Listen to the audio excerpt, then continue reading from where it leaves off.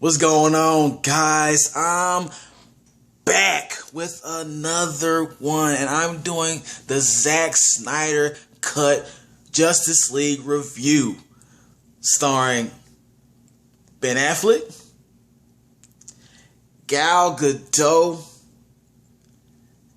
and Henry Cavill. First of all, let's talk about the state of DC. DC's had a rough time for some years now. It's obvious that they're not as successful as our Marvel buddies over there. Right? DC's had a lot of flops, in my opinion. A few successes. Very good when it's successful with their movies. Very good. But for the most part, they still had a lot of flops. All right. And Marvel has too. Marvel's had some problems with a loss of Black Panther, and it's played by Chadwick Boseman. That was hard. I know it. It's hard for the fans too. All right. I'm sure they had a struggle and a battle within, even thinking to move on with that movie series. But right now, we're talking about DC. All right. That'll be for a later discussion. We're talking about DC and what they're going through.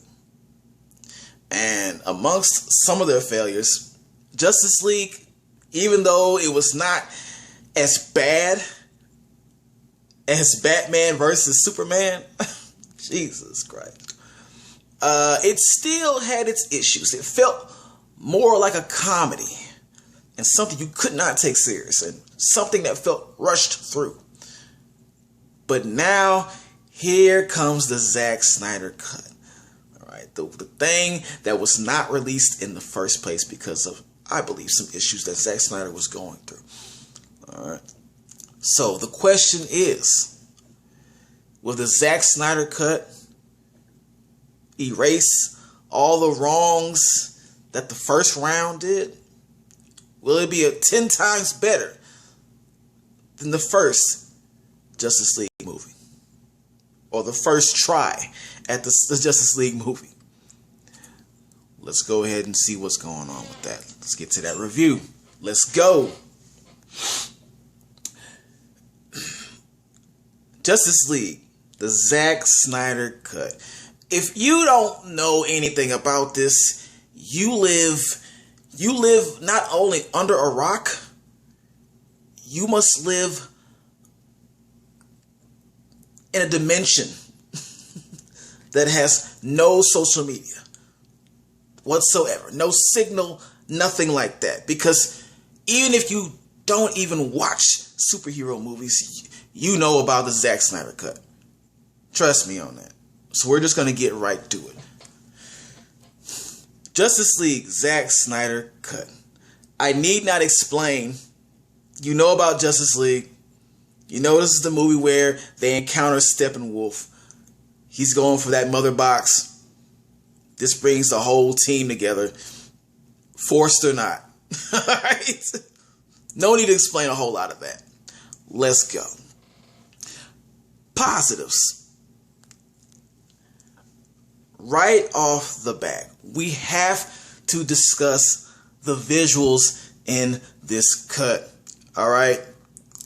When I think about the visuals I saw, or the new added on visuals that were not there at first, it brought me back to the 300 days. Because I always remember when I hear Zack Snyder's name that he helped direct, or did he direct it all the way? I guess 300, which was a brilliant movie.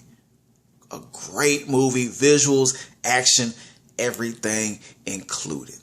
And so when I watched this Zack Snyder Cut for Justice League, I thought the same thing. With the battle scenes, the fight scenes were more intense. They were just that more intense than the first time around. All right, you saw the effects when Superman punched somebody, the waves that flew off their body.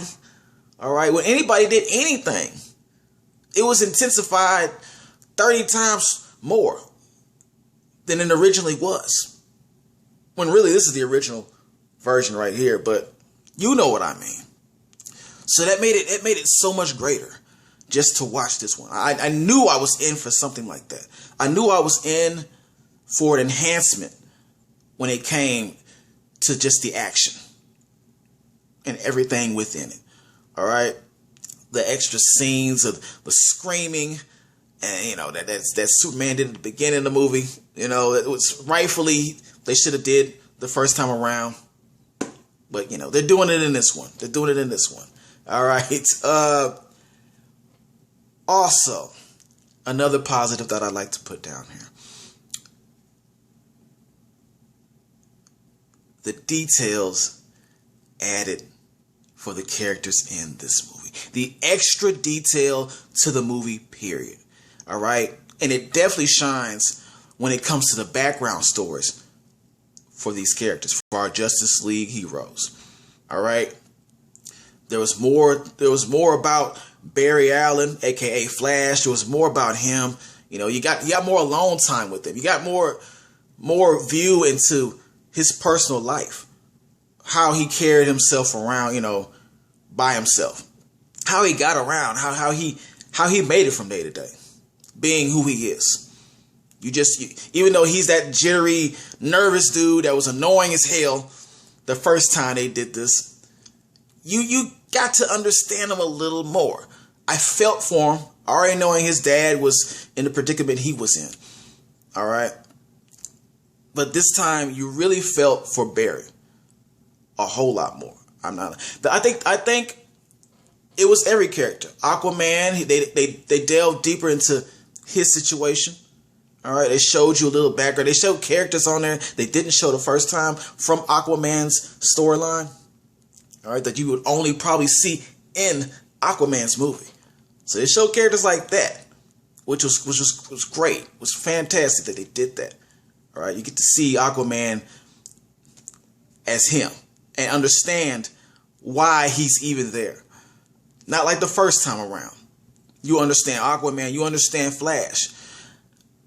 But the one you understand the most of all, that I appreciated the most of all, was Cyborg. Let me explain. This is where the emotion part comes in. Because this movie did something that the first time around didn't do. The Snyder Cut, it gets you emotionally involved. Like I said before, the first time around, it was more of a comedy, lighthearted. You were laughing at a lot of things in the movie. All right, and it was PG-13, by the way. This is rated R. Thank goodness it's rated R, because Cyborg needed so much help with his character. I would say he was the worst character the first time around. I really did not care about Cyborg. And I felt like there was so much you could do with Cyborg. It's endless. This man is a walking computer. He's a walking computer / weapon.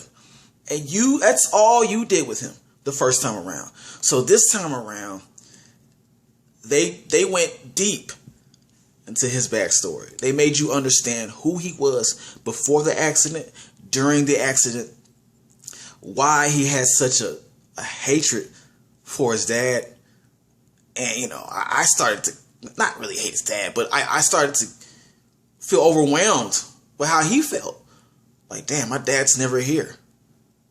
I won't say too much more, but you understand his anger. Let's just get it like that. And they did a good job of kind of correcting that problem with his character. From turning that boring Cyborg one-liner into something a lot deeper. All right. They did a very good job with that. Another thing before I go to the negatives, one last thing that I liked about the Snyder Cut. It has to be the special guest, the surprise. They have surprise guests they didn't have the first time around, man. It's so awesome. It's so cool how they did this. Now, there's one I can actually mention by name because it's in the trailer. Joker, the Jared Leto Joker with long hair, is in this movie. All right. I'm not going to say how he pops up in here or how he's even involved, but it was just, I saw it in the trailer already, so I was expecting it. But just to see him anyways, when it was time to show him, it was interesting, and his whole part was interesting. And I always felt like Jared Leto just needed a second chance as the Joker. Then I'm gonna admit I kind of felt different once Joaquin Phoenix came in with his Joker. I felt a little different, like I forget Jared Leto's Joker.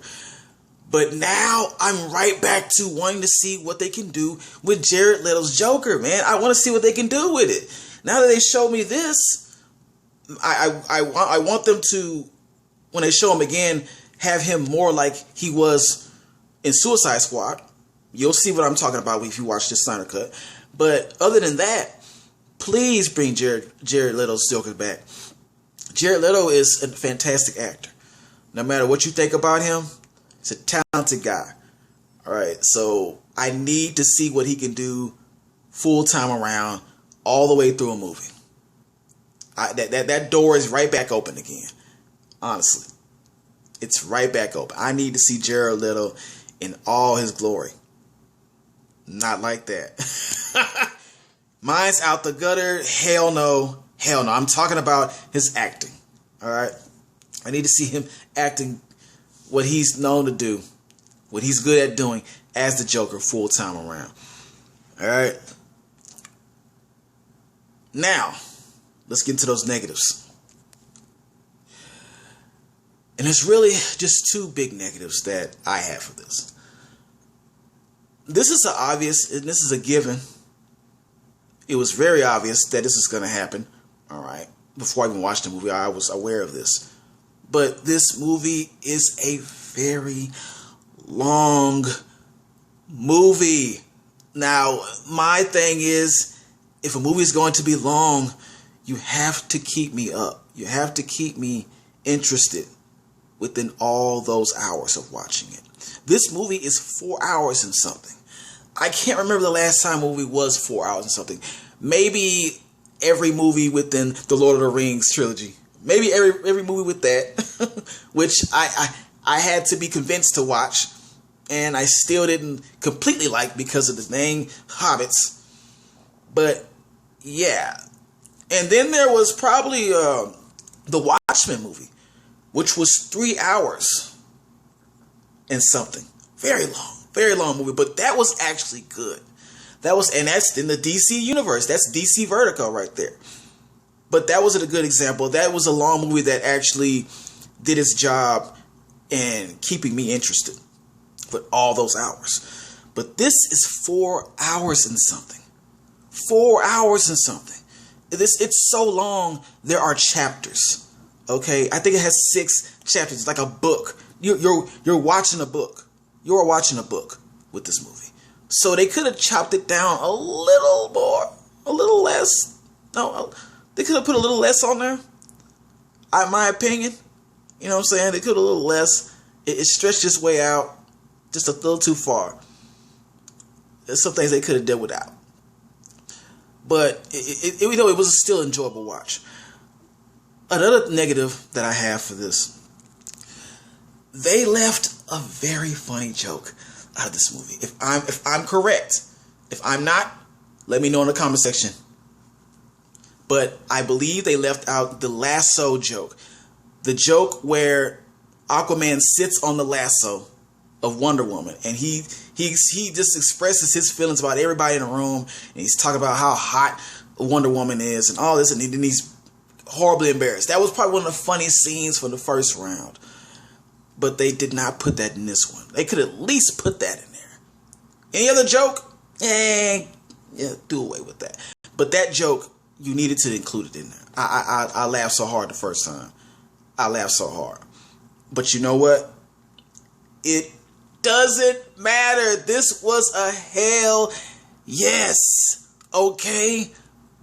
I wonder why they didn't do it the first time. I know there was things that Zack Snyder was going through. So I can't really question it. But this, I really wish it was the first decision they made was this, the Snyder Cut. Because it explains so much. that you would not understand the first time around, which was really the problem. Why it didn't do that well. Why you couldn't take it serious, because it needed more explanation. And the Zack Snyder cut is there to do it. All right, you will enjoy the Zack Snyder cut. I encourage everyone to watch it. All right, please watch this, and let's see what's in the future for DC. Also, by the way, there were 2 other characters, surprise characters. I can't mention their names. I didn't mention this earlier, but let's just say one of them is very important to the DC universe, and they needed to add that person in here.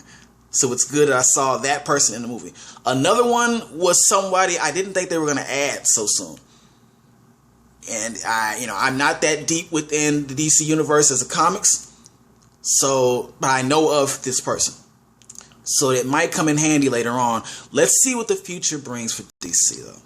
All right, like, share, and subscribe. You know I'm gonna be back.